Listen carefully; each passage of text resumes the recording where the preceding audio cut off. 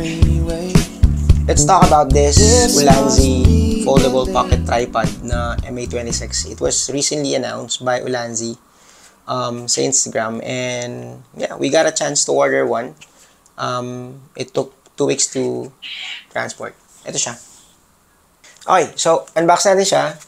Basically, one of the reasons why nag-explore tayo ng ganitong tripod is ginagamit ko siya sa mga travel, tapos gamit ko siya sa mga cycling trainings namin.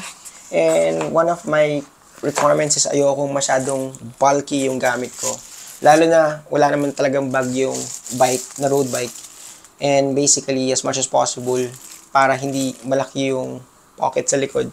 So, after mo siyang i-unbox, it's very simple.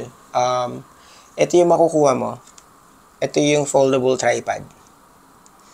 It's made up of aluminum. And nakatupi siya ng ganito. Bago natin siya buksan, pakita ko lang gaano kaliit.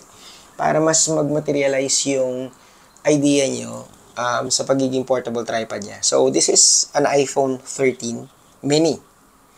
And ganyan lang siya kaliit pag sinide by side natin siya sa iPhone 13 mini. And then, yung side naman niya is ito yung iPhone mini with a case. And then, ayan yung portable tripod. So, ganyan siya kaliit. So, I don't have to explain it further kung gaano kaliit to. Basically, just to give it a little bit of maybe mas magkaroon kayo ng perspective and ma-visualize nyo gaano kaliit to. Pocket wallet for the passport, para sa cards, and you can fit it in. So basically, in a nutshell, ayun na siya. In a nutshell, you can carry around small tripod with you without even thinking twice. Very portable siya. So if you are a person who likes taking videography or photography and then content creation, this one is a very, very portable tripod. It was intentionally designed for a phone, pero let's see if meron siyang ibang functionality. Okay? So, ganito gawin natin.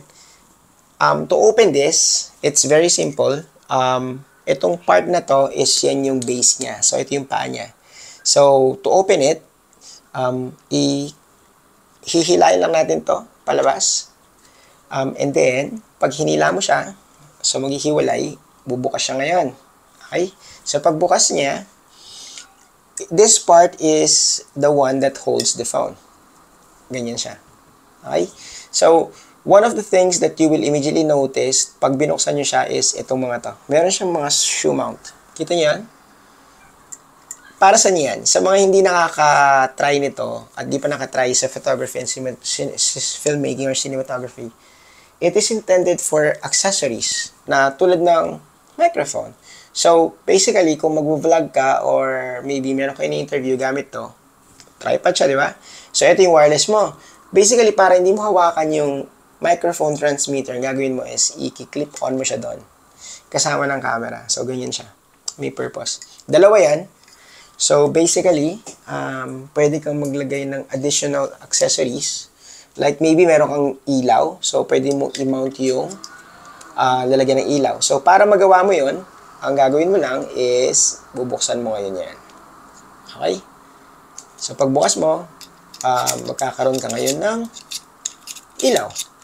So, pwede mo itong lagyan ng accessories tulad ng mga ilaw para sa mga madidilim na shots. Or alternatively, kung wala kang wireless microphone, maybe meron ka ng external microphone na parang ganito, pwede mo siyang ilagay. Diba? So, how it would look like kung gagamitin mo siya for content creation is, kung ito yung cellphone mo, gagawin mo is ganito. Ayan siya. So, that's how it would look like as a vlogging setup. Okay, enough of that. Para lang magkaroon kayo ng idea, comparison tong dalawang shoe mount na ito. Now, hindi dun nagtatapos yon. So, basically, this alone is a handle. So, pwede kang mag-shot ng vertically for probably reels. So, ganyan. Or alternatively, pwede kang mag-landscape shot. Ganyan siya. Okay? So, real shot, and then pwede kang mag-landscape shot for panning. Ngayon, this one serves as your parang mono stick or monopod. Pero, well, it was intended as a portable tripod, pero pwede siya sa ibang purpose. Nabibend mo to, tapos pwede mo ganun, para kung gusto mo mag-shot ng mga worms eye view shots, pwede. Di ba? Okay. So, gawin natin is, para magkaroon ng idea, itong part na to is basically the legs. So, pakita ko sa inyo. Ayan siya. So, pag pinaghiwalay mo yan, ito na ngayon na magiging base ng legs mo. So, pag hiwalayin mo yung dalawang yan, siya yung paa. Okay? So, ganyan siya. Ayan. Now, it becomes a mini tripod. Ngayon, tanong, ang liit, no? Hindi. Hindi siya maliit. Ito, tumataas yan. So, in a nutshell, ganyan siya kataas. Siguro roughly, nasa mga 10 inches yung taas niya. So, well, basically, pwede mo na siya ngayong i-baba. Tapos, pwede kang ngayong mag-shot. Pwede kang gamitin sa mga photography na gusto mong meron kang tripod. It's very useful. Ganyan siya. So, ayan siya. Pagka nilagyan mo ngayon ng accessories, like for example, gusto mong lagyan ng mic, pwede rin. Kung gusto mo siyang gamitin as a food vlogging camera, full-blown.